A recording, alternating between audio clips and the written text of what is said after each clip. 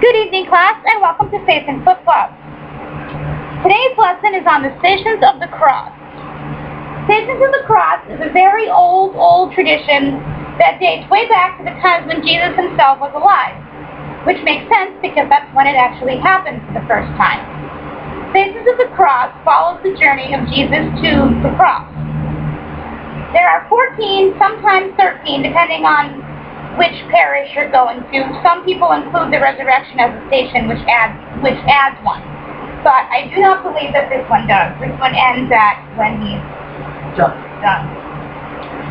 The first point to note is that this is a prayer. Stations of the Cross is nothing to joke about. It's nothing to just do as for fun. It's a prayer. It's a form of devotion.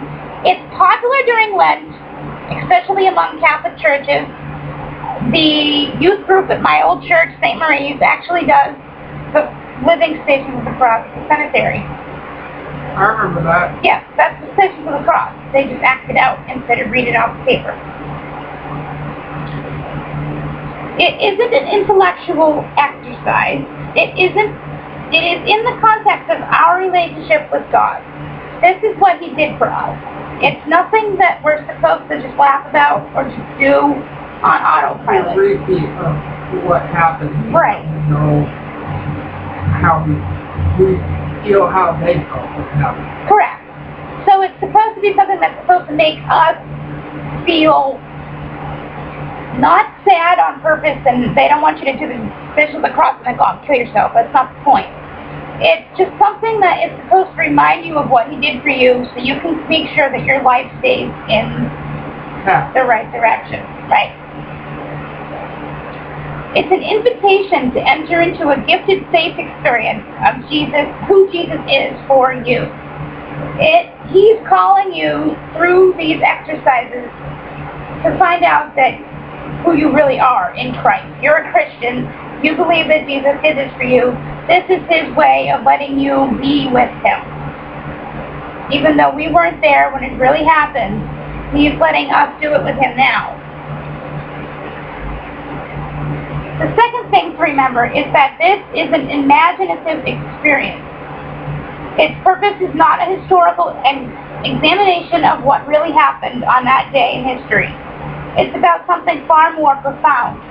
This is an opportunity to use this long-standing Christian prayer to let Jesus touch your heart deeply by showing you the depth of His love. So it's not supposed to be a history lesson. It's not supposed to be, okay, this is how it happened, people. After He was hit with the cross, He had to do this, and He fell 3 times. We're not playing History 101 here. This is an invitation from Jesus to give you the chance to figure out where your life is going and how you should make sure that looking at Him on the cross is your center point. That's a very important part of being Christian, not even Catholic, but Christian. Granted, Catholics use most of these prayers and they're centered on catechism. Like, we know Catholics do it during Lent. Every Friday at Sacred Heart. You know, it's a Lenten devotion. But does it have to be only during Lent? No. You can do it every Friday. You can do it every day if you want. There's little prayer books that you can get that have all the stations listed. They may not have a meditation with each one, which is why I printed you out one, but the print's small and it's kind of confusing. So I may have to print you out a new one. But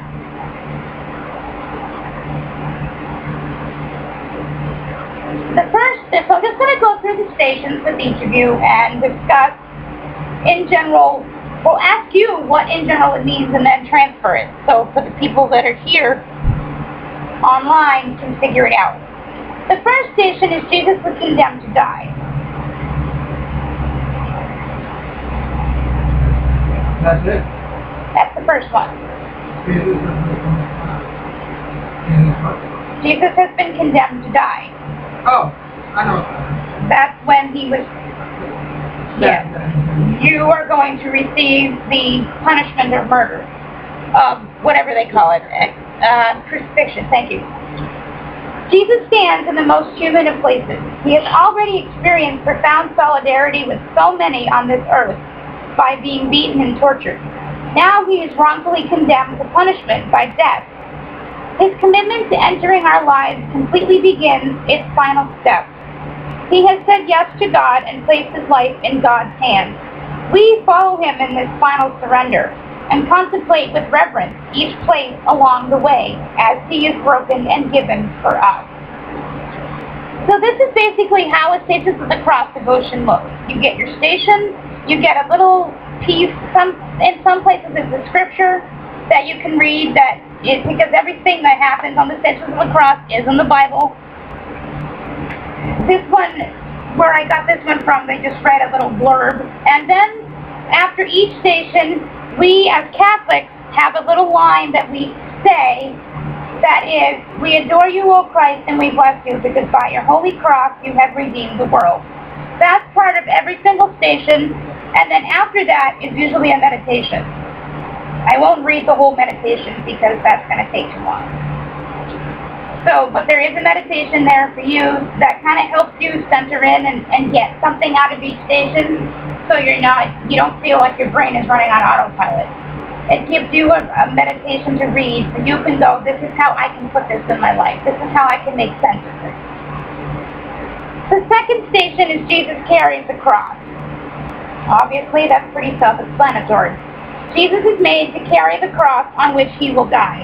It represents the weight of all our crosses, what he must have felt as he first took it upon his shoulders. With each step, he enters more deeply into our human experience. He walks in the path of human misery and suffering and experiences its crushing weight. How would you feel if somebody threw a cross on your back that was as big as that was? As big as that one? Well, it's obviously bigger in human life, because we can't really make the same thickness. But so if I was that height and they threw one that big on me, yeah, I'd be disappointed. Disappointed, that's putting it gently. The third station, Jesus falls the first time. How many times did Jesus fall? 3, correct? The weight is unbearable. Jesus falls under it. How could he enter our lives completely without surrendering to the crushing weight of the life of so many on this earth? He lays on the ground and knows the experience of weakness beneath unfair burdens.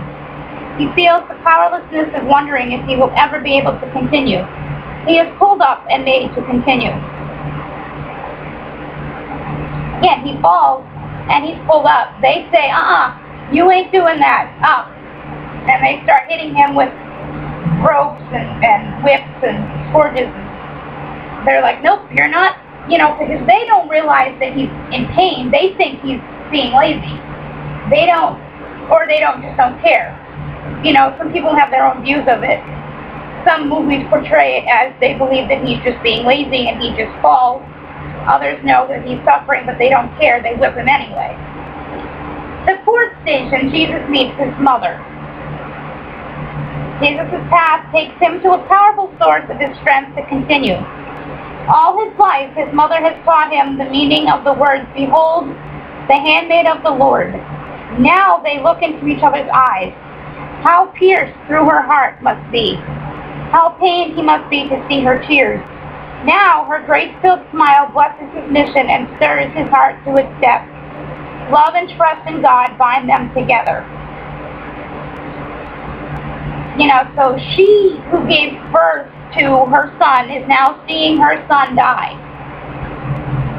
There's like a major moment there that we can see on some movies. Son of God portrayed it a little bit. Passion of the Christ, I still think, has the highest note on it. If you can almost see what their eyes are saying to each other, because there's no words between them. It's just Mary and Jesus looking intently at each other. And you can see how much just looking at his mother gives him a little bit more strength to go on. Yes, this is when it becomes weird. I have to find the fifth station. Here we go. Simon helps Jesus carry his cross. Jesus even experiences our struggle to receive help. He is made to experience the poverty of not being able to carry his burden alone. He enters into the experience of all who must depend on others to survive. He is deprived of the satisfaction of carrying this burden on his own. So he realizes what it's like for us when we say we don't want to ask for help. We don't want to feel dependent on anybody. That's the way Jesus wanted to be too, and then he's forced to realize what it's like to have to depend on people. When this guy named Simon is thrown at him and said, you help him carry the cross. Now he's like, he has to deal with somebody else carrying it for him. Kind of like, somebody who doesn't move furniture the same way you do. You're trying to move a couch or something with somebody else and they're not lifting it just right, and your shoulder hurts because it's too much on you. You realize, oh crap, I'm not doing this myself. I've got somebody else that I have to teach how to do this. It's the same thing with him and Simon. He has to deal with the fact that some other guy was helping him. Where are we at? Number 6. The 6th station, Veronica wipes the face of Jesus. Jesus' journey is at times brutal. He has entered into the terrible experiences of rejection and injustice. He has been whipped and beaten. His face shows the signs of his solidarity with all who have ever suffered injustice and vile, abusive treatment.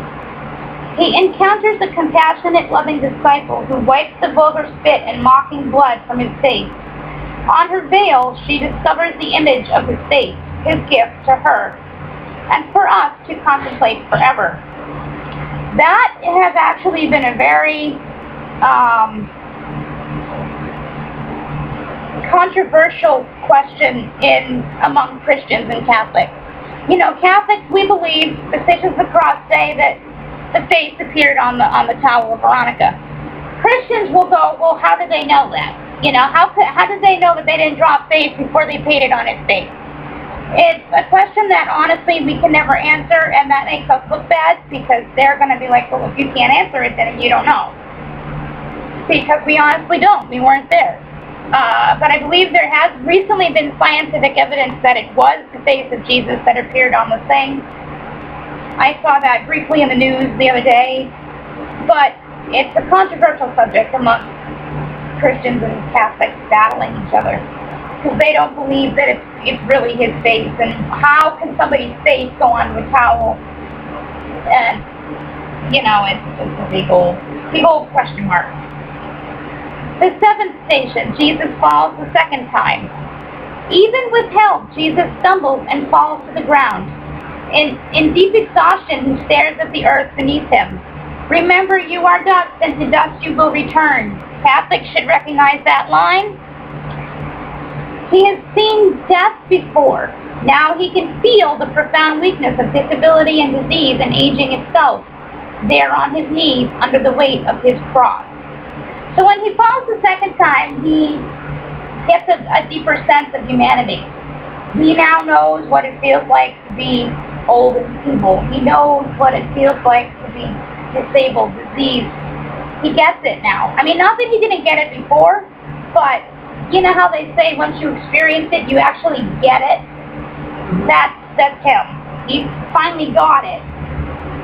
The 8th station, Jesus meets the women of Jerusalem. The women of Jerusalem and their children come out to comfort and thank him. They have seen his compassion and welcomed his word of healing and freedom. He had broken all kinds of social and religious conventions to connect with them. Now they are here to support him. He feels their grief. He suffers, knowing he can't remain to help them more in this life. He knows the mystery of facing the separation of death. So when he meets these weeping women, one of the most popular lines that's in the Bible that he says to these women is, weep not for yourselves, but weep for your children.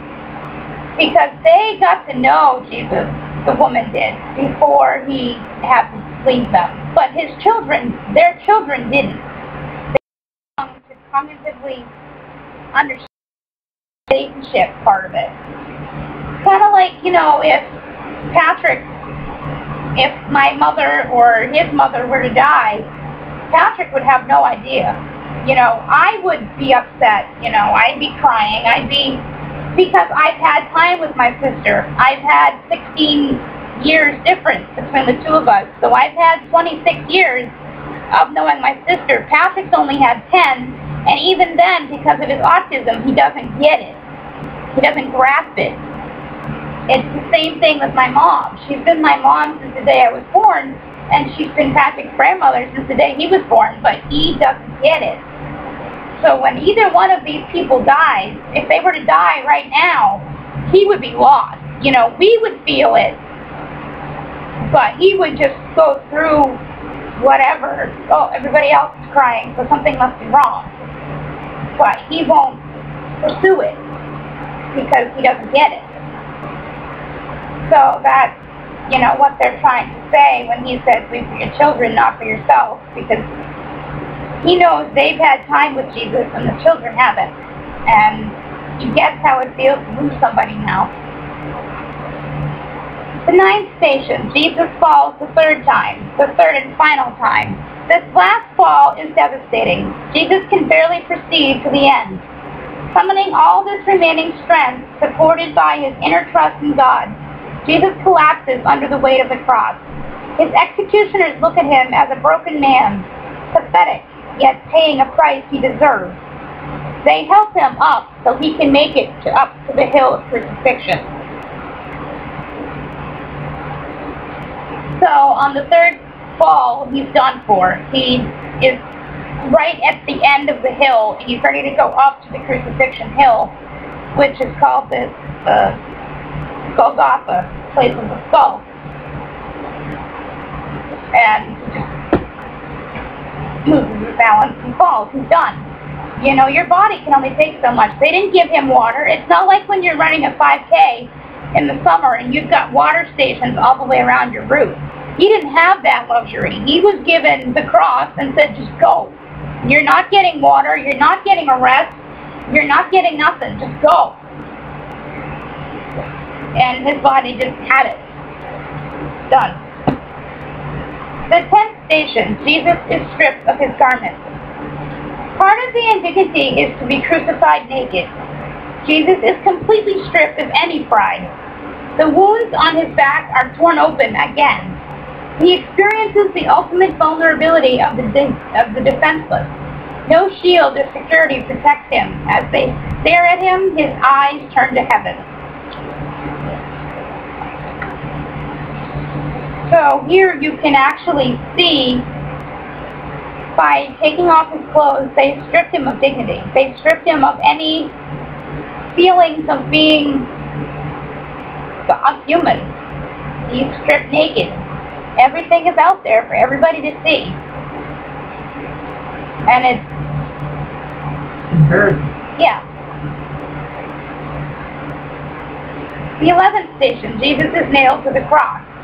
Huge nails are hammered through his hands and feet to fix him on the cross. He is bleeding much more seriously now. As the cross is lifted up, the weight of his life hangs on those nails. Every time he struggles to put himself up to breathe, his ability to cling to life slips away. So he's put on the cross at this point, and he's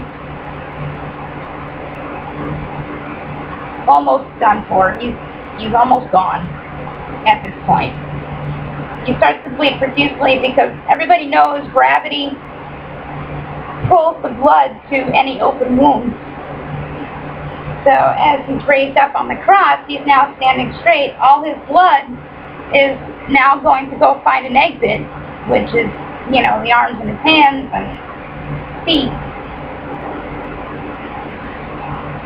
The 12th station, Jesus dies on the cross.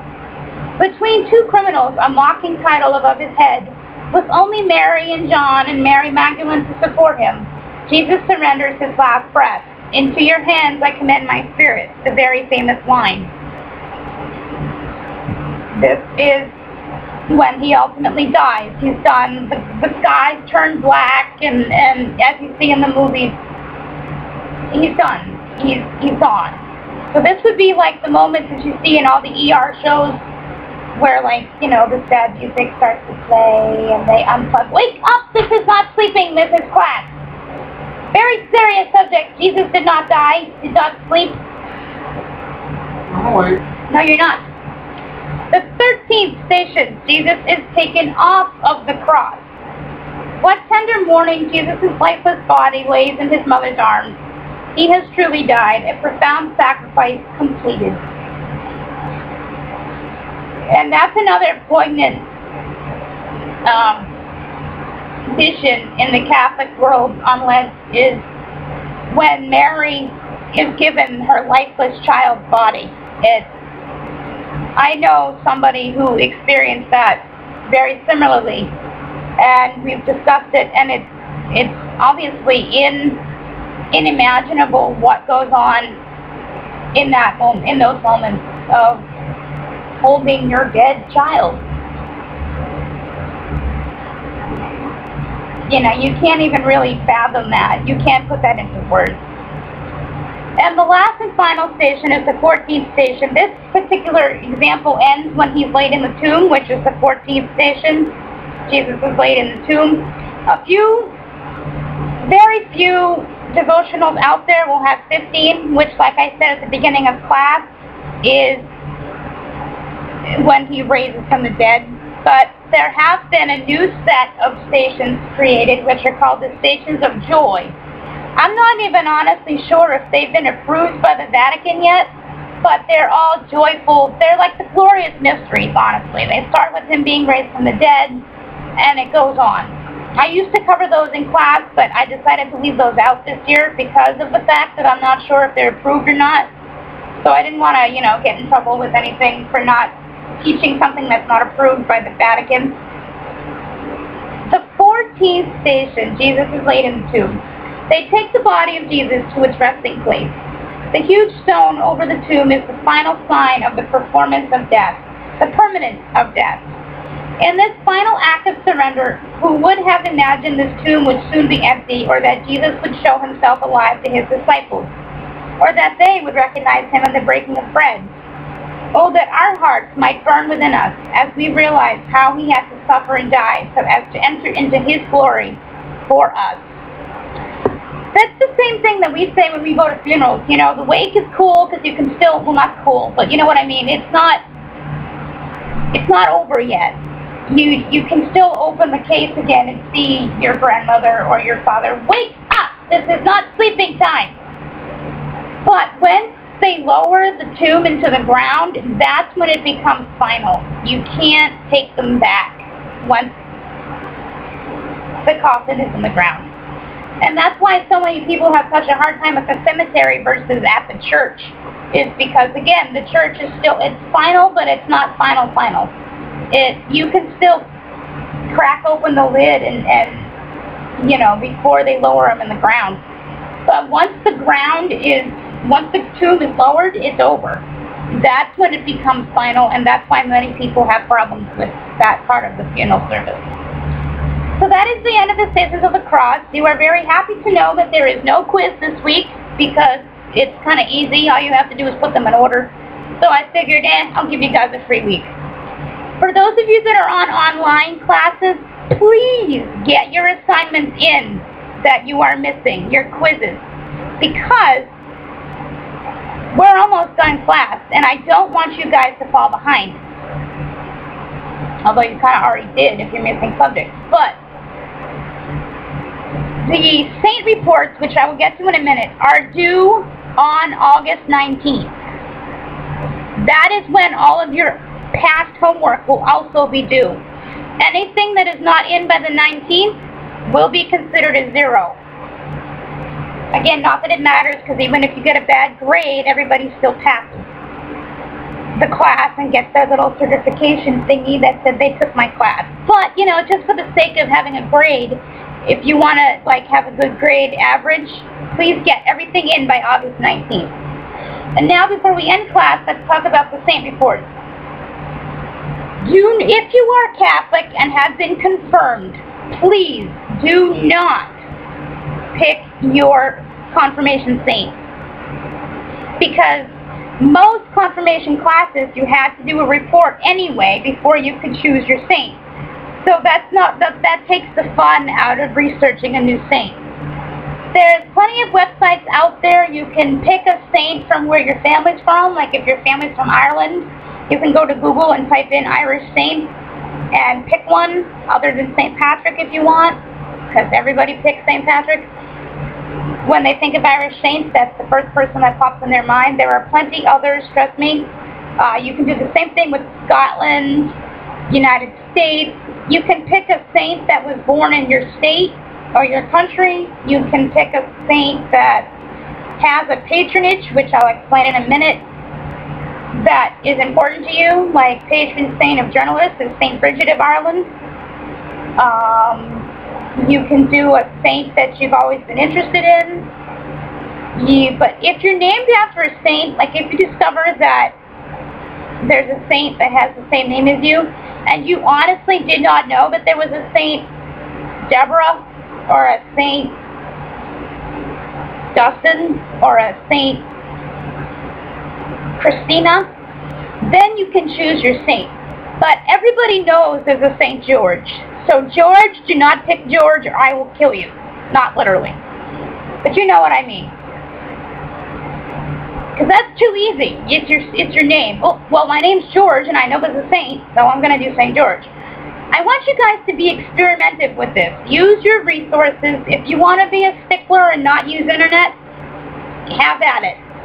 You know, this is your report. You do it as creative as you want. The only requirement that I have is that it's at least a page long. But you don't have to have, you know, a 20-page thesis. You know, we're not in college.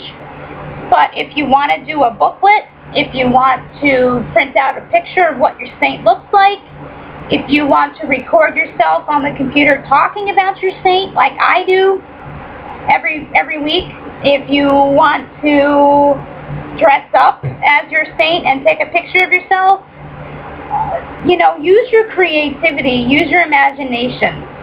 I don't care how long it is, as long as it's over a page in the minimum.